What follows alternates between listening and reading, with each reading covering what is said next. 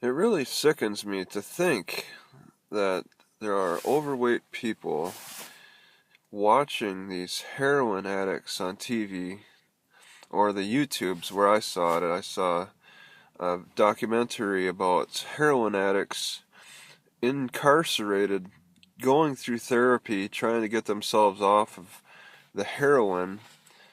And one guy said specifically, I don't need 3 months, I need more like a year to get off this kick so I can start a better life.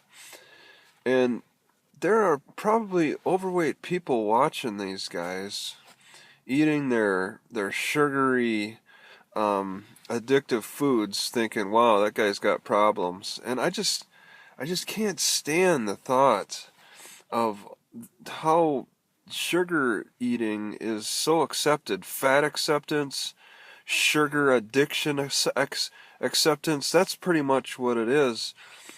This society is accepting overweight people who clearly, it's a mystery. Oh, could they be addicted? And all of a sudden, they die, and it's like, oh, I never suspected this person was on drugs, was a heroin addict. But you look at the obese person, there is no doubt that they're addicted to sugar. Okay? I mean, when they drop over dead in their 30s from their metabolic disorder, there's no doubt that they're dying from their overweight, being overweight from eating all that sugar, having just circulation stagnation and stuff. Sure, there's overweight people who live into their 60s and 70s. That's pretty rare. No, see, the way things are going right now, baby boomers weren't really addicted to sugar until their later years. So they lived quite a number of healthier years throughout the up and through the 60s and into the 70s.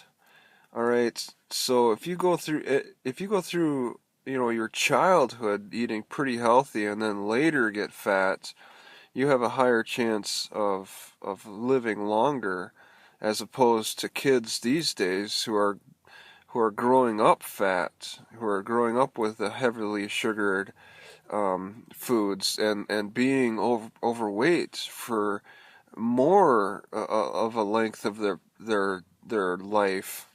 So they're more likely to die earlier. Like me, I mean, I'm more likely to die earlier because I was obese as a child. I was taking in a lot of sugar, um, non-nutrients.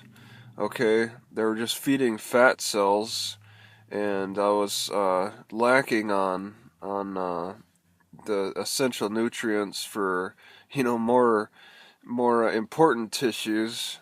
Instead, a lot of that was going. A lot of the foodstuffs were sugar was going to my fat, and I have more pronounced fat cells than I do other important tissues because of a more one-sided type of diet. But to blame these heroin addicts, to blame any other drug addicts, I mean, it's all on the same level. It's all political because poppies are the producers of heroin. Corn is a producer of sugar, or you could do sugar beets. And these are all extracts of plants, different plants. And I would venture to guess that the process is very similar in extraction.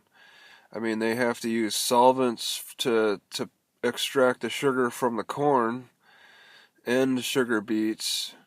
They probably have to use solvents to extract the extractions from the poppies as well. There's slightly different techniques, but they all bleed juices that are extracted through some kind of a solvent method.